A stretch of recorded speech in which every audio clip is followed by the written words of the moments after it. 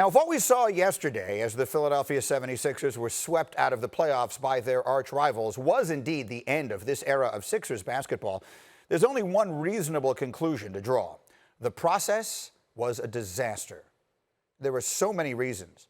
I'd love to tell you the strategy itself didn't work, that tanking is a bad idea, and boy, did they ever tank. Over a 3-year stretch, they went 47 and 199. They lost 25 consecutive games twice. So they humiliated themselves, and for what? See, that's where it really went wrong. The strategy wasn't their biggest problem. It was the execution. They took Jahlil Okafor, number 3, in 2015, one spot ahead of Kristaps Porzingis. They traded 2 number 1s to Boston to draft Markelle Fultz, who had more DNPs than he did made field goals as a Sixer. Meanwhile, the Celtics used that trade to draft Jason Tatum 2 spots after Fultz. Tatum scored 108 points this week in sweeping Philly out of the playoffs. Because Joel Embiid and Ben Simmons are what remain of the process. Together, they've won 10 playoff games and missed 383 games, which is a shame, really, because no one could argue they were bad picks. They're both all-star caliber players.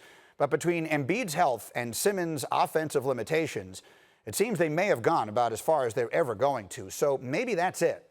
Maybe it's over.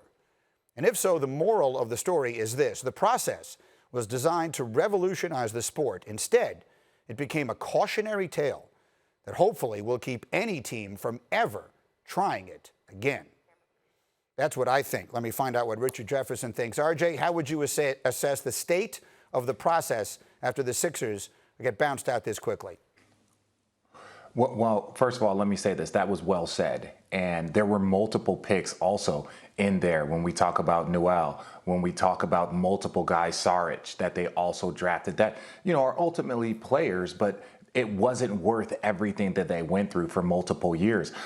You know what? I really think that this team, I hate to say this again, but Jimmy Butler was the key to this team. If you have Jimmy Butler, you have Tobias Harris, you have your late game closer, you have your perimeter defender. That was the piece. And when they lost that, it kind of went in a little bit of disarray. They added Al Horford, which in theory, like you said, in theory, it should work, right? Because you have 2 bigs that can now shoot the ball and it allowed Ben Simmons. But Al Horford was not nearly the same player that he has been for the last few years because he's older. Ben Simmons hasn't been able to stay healthy. Joel Embiid had a very good season, but it just wasn't enough. So yes, should they retool this team? Definitely. Are they going to be able to get off of the Al Horford contract or the Tobias Harris contract? Most likely not. So then your only really true paid trade pieces are either Ben Simmons or Joel Embiid, and I'm not sure which one you go with.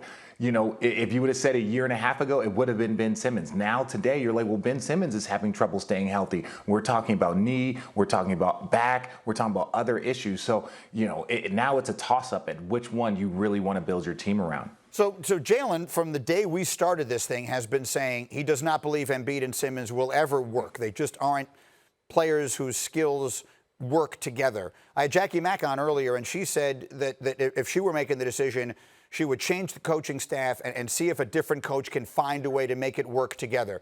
Do you believe that a new coach, and it seems a certainty that they will make a coaching change there, do you believe a new coach can figure something out? And if so, do you have anyone in mind?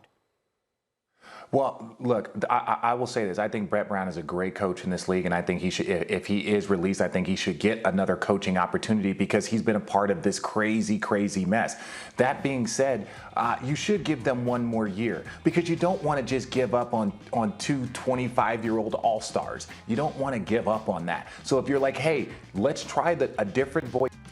And then ultimately the next time what you do is you're like, okay, even with a different voice, it didn't work. Let's figure out which play. But I think you should try and change the coach before abandoning 2 all-stars. And there are so many great names out there that can be, again, T. Lue.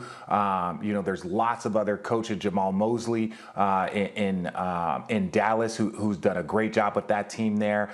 There's just a lot of coaches out there, even ESPN's own Mark Jackson, Van Gundy. These guys are all names that. Thank you for watching ESPN on YouTube. For live streaming sports and premium content, subscribe to ESPN+.